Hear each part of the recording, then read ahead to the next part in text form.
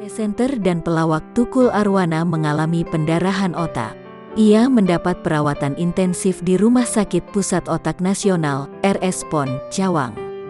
Anak Tukul Arwana, Ega Prayudi menyampaikan bahwa kondisi kesehatan sang ayah sudah berangsur membaik.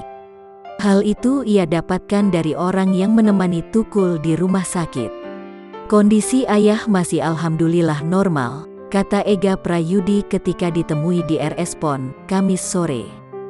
Saya baru sampai, jadi belum tahu pastinya. Tapi sudah normal, sambungnya.